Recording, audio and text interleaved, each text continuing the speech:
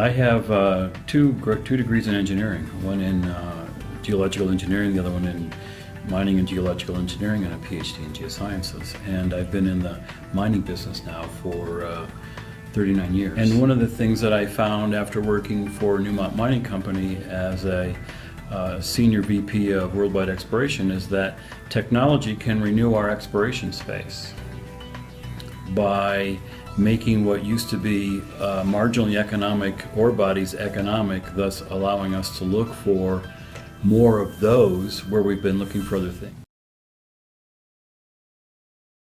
You know, I've actually had experience doing a business simulation. Several years ago I worked for one of the world's largest mining companies, and we were having challenges achieving our reserve replacement rate through exploration. And our annual goal was to come up with 10 million ounces of reserves additional every year.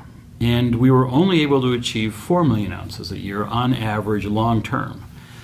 And that was even done with a combination of exploration and discovery and development of existing projects and actually making mergers and acquisitions. The whole thing had to be done to achieve a steady state 4 million ounces.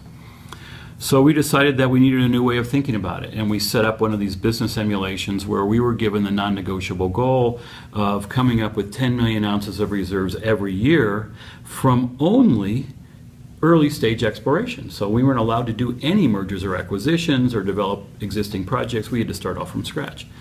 The first day we failed miserably. We absolutely failed miserably. We ended up achieving an average of 4 million ounces a year, which is what we've been doing all along.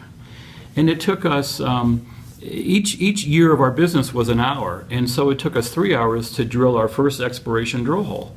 And it took us 5 hours to be able to report our first reserve, and we failed miserably.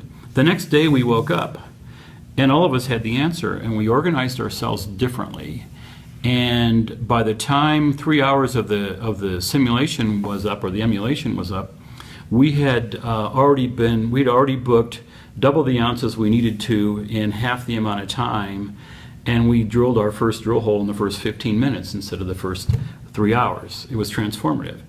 One of the things that we did that I think you'll find interesting is that the key to success here was technology and the application of technology. And what we did differently is the first day, we had 40 people, by the way, from all across the organization, and 2 of the people that were participating were senior VPs of operations, one in Africa and one in Australia.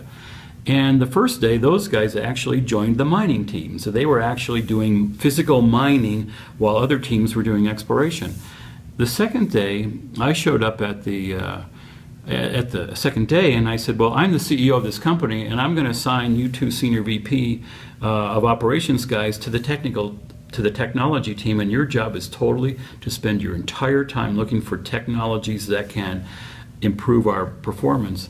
And they were able to buy that performance. So an example would be buying an automated, a mill that's a standard size that you can just bring onto your site and turn it on, and it buys you a year or 9 months of time on your schedule, which makes your project much more economic. Things like that. It was transformative to us. The key was I took the best people on the team and I put them on the most advantageous end of the business, which is looking for new technology to transform the operations, and it worked like a charm.